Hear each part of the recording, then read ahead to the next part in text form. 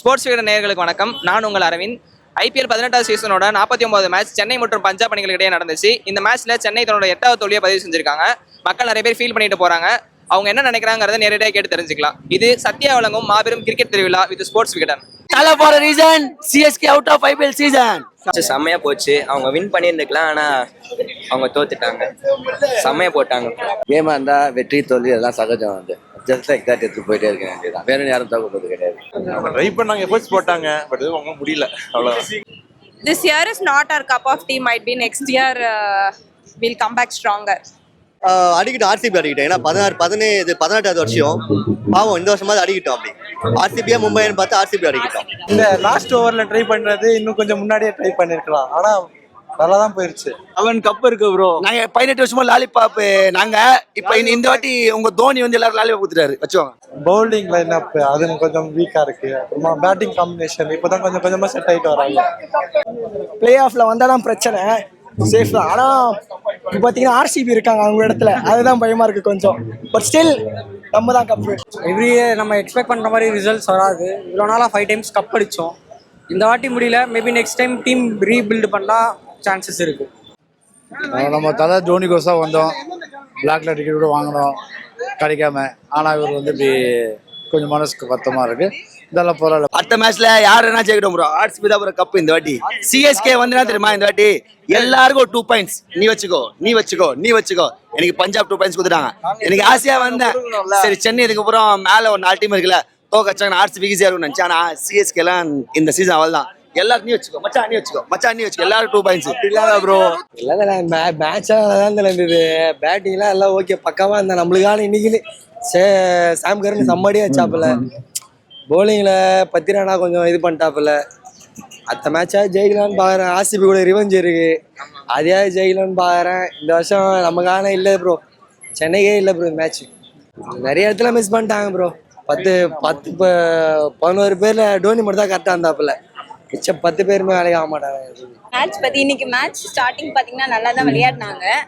அப்புறம் பாத்தீங்கன்னா நம்மளோட ஃபீல்டிங் பாத்தீங்கன்னா கொஞ்சம் மோசமா இருக்கு. ஃபீல்டிங் கொஞ்சம் இம்ப்ரூவ்மெண்ட் கொடுத்துருக்கலாம். செலக்ட் பண்றது ஓகே, லாஸ்ட் டைம் எல்லாமே நல்லா தான் விளையாடினாங்க. ஆனாலும் என்ன, எல்லாரும் இன்னும் கொஞ்சம் இம்ப்ரூவ்மெண்ட் கொடுத்துருக்கலாம்.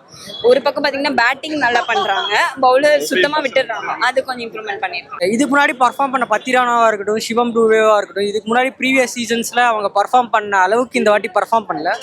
ஸோ அவங்க பர்ஃபார்ம் பண்ணுவாங்கன்னு பேக் பண்ணாங்க, பட் அவங்க பண்ண முடியல. லைக் லைஃப்ல எல்லாருக்கும் ஒரு சுச்சுவேஷன் வரும், ஒரு அவுட் ஆஃப் ஃபார்ம் போயிட்டு தான் எல்லாரும் உள்ள வருவாங்க. மேபி லைக் நம்ம வந்து இன்னும் கொஞ்சம் எக்ஸைட்டிங் டேலண்ட்ஸ், நிறைய ஹார்ட் ஹிட்டர்ஸ் நம்ம டீம்ல இந்த வருஷம் எதுவுமே இல்லை. ஸோ அந்த மாதிரி லைக் ஹார்ட் ஹிட்டர்ஸை கொஞ்சம் பிரிவிஸ் லேட்டாக தான் ஜாயின் பண்ணாரு. ஸோ அவர் ஃபர்ஸ்ட்ல இருந்தே ஜாயின் பண்ணியிருந்தாருன்னா மேபி அங்கே ஒரு சான்ஸ் இருக்கு. நல்ல கிரிக்கெட் மேட்ச். அப்போ ரொம்ப க்ளோஸாக தான் போச்சு. இது CSK அவங்களால முடிஞ்ச அளவுக்கு ட்ரை பண்ணாங்க, அதுவே இது ஒரு நல்ல சைன் தான். இது மற்றபடி அவங்க நல்லா விளையாண்டாங்க இன்னைக்கு. இது பஞ்சாப் வந்து இன்னைக்கு ரொம்ப நல்லா விளையாண்டாங்க. ஸ்ரேயாஸ் ஐயரும் வேற யாரு சஷாந்த் சிங், அவங்க எல்லாரும் பிளேயுமே நல்லா இருந்தது. ஒவ்வொருத்தது வந்து பாத்தீங்கன்னாக்கா நம்ம விளையாடுனதுல 19th and 20th ஓவர் வந்து சரியா யூஸ் பண்ணல. ஏன்னா சீக்கிரமான விக்கெட் போயிடுச்சு. அதுல இவர் வந்து சாவ்லா, இவர் வந்து அவர் நல்லா போடாரு. ஆமா, சாஹல் வந்து நல்லா போடாரு. அது ஏன்னா அதுல வந்து பாத்தீங்கன்னா ஹேட்ரிக் விக்கெட் இல்லையா, அது ஒரு பெரிய டிராபேக் நம்மளுக்கு. ஸோ ஒரு 10-15 ரன் இன்னும் கூடுதலா எடுத்துட்டாக்கா வின் பண்றதுக்கான வாய்ப்பு இன்னும் கொஞ்சம் இருந்திருக்குன்றது என்னோட ஒப்பீனியன். ஆனா இது ஒரு நல்ல சைன் தான். இது நல்லா போராடி தான் தோத்தாங்க, விட்டு கொடுக்கல இந்த தடவை. அது ஒரு நல்ல சைன் தான் இருந்துச்சு. அது வந்து அந்த லாஸ்ட் வீக் சேல் ஓவரில் 4 விக்கெட் விழுந்ததுனால அந்த மேட்ச் மாறிச்சு. இல்லைன்னா எக்ஸ்ட்ரா ஒரு 15-20 ரன் வந்து நாங்கள் ஈஸியாக ஜெயிச்சிருக்கலாம். அந்த ஒரு நாள் தான் மேட்ச் மாறிடுச்சு. அது தோனிக்கு வயசாயிடுச்சு. முன்னாடி இருக்கிற மாதிரி அவர் பாடி இல்லை. அவர் முடிஞ்சதை ட்ரை பண்றாரு, அதுக்கு மேலே அவரால் முடியுமா தெரியல. சென்னைக்கு இந்த வருஷம் லக் இல்லை, அவ்வளோதான். அடுத்த வருஷம் சம்மர் டீம் ஃபார்ம் ஆயிரும். என்ன பாருங்க, புது பிளேயர்ஸ் நிறைய பேர் வந்திருக்காங்க. இப்போ மாத்திரை வந்திருக்காரு, நூர் அகமது, எல்லாருமே நல்லா ப்ரிவியஸா இருக்கட்டும். ஸோ அடுத்த வருஷம் கண்டிப்பா திருப்பி இப்போ கம்பேக் கொடுப்போம். இந்த வருஷம் மும்பைக்கு எழுதி கொடுத்துருக்காங்கன்னு நினைக்கிறேன். அடுத்த வருஷம் கம்பேக் கொடுக்கலாம். ஆனால் CSK எங்கே விட்டாங்கன்னா 19வது ஓவரில் சகல் வந்துட்டு முடிச்சு விட்டதில் ஒரு 15 ரன் போச்சு. அப்புறம் பவர் பிளேயில் பிரப்சிம்ரன் விக்கெட் எடுக்காமல் விட்டாங்க. அங்கே விட்டது தான் ஸ்ரேயாஸ் ஐயரும் பிரப்சிம்ரன் வச்சு முடிச்சு விட்டு போயிட்டாங்க. ஆனால் இது ஈஸியாக CSK கையில் இந்த மேட்ச் தான். இது கஷ்டமாக தான் இருக்கு, but okay fine. Previous matches consider பண்ணால் இந்த மேட்ச் நல்லா பேட்டிங்காக ஆடினாங்க. லைக் பவுலிங்ல எல்லாருமே நல்லா போட்டாங்க. பத்திரனா கொஞ்சம் மிஸ் பண்ணிட்டாரு. அண்ட் தென் அவரு ஒரு கேட்ச் விட்டாரு. அந்த catch really cost us the game. அவர் கேட்ச் விட்டவர் தான் அவரே திரும்ப பொழந்தாரு கடைசியில. அண்ட் தென் பேட்டிங் சூப்பரா இருந்தாங்க. லாஸ்ட் 3 ஓவர்ஸ் மட்டும் ஃபினிஷ் பண்ணல ப்ராப்பரா. சோ இந்த ரெண்டு விஷயம் லைக் ப்ராப்பரா பேட்டிங் ஃபினிஷ் பண்ணல. அண்ட் தென் bowling ஒழுங்கா போட்டுருக்கலாம். யூஸ்வலா வரதா தோனி என்ட்ரிக்காகவே நாங்க வருவோம். அத அதோட என்ட்ரியே கூஸ் பம்ப்ஸ் மாதிரி இருக்கும். எவ்ரி டைம் வரதே அவர் என்ட்ரிக்காக தான் மெயினா. சிஎஸ்கே சிஎஸ்கே சப்போர்ட் பண்றது ஓகே, பட் அவர் என்ட்ரி தான் மெயினா. அந்த எக்ஸ்பீரியன்ஸ்க்காக தான் எவ்ரி டைம் அது ஒரு நியூ எக்ஸ்பீரியன்ஸ். ஒரு தடவையும் ஸ்டேடியம்ல அவர் என்டர் ஆகும்போது அது லிட்டரலி கூஸ் பம்ப்ஸ் தான். டீம் ஒழுங்கா எடுக்கல, மத்தபடி பரவாயில்ல ப்ரோ. 5 கப் இருக்கு நம்மளுக்கு, அது போதும். நல்லா இருந்துச்சு, தல தரிசனம் நல்லா இருந்துச்சு, மத்தபடி எதுவும் இல்ல. ஆக்சுவலா தோனியோட இன்டென்ட் இந்த டைம் ரொம்ப சூப்பரா இருந்துச்சு. ஆக்சுவலா தோனி வந்து ஸ்பின்னர்ஸ் வந்துட்டு டேக் ஆன் பண்ண மாட்டாரு.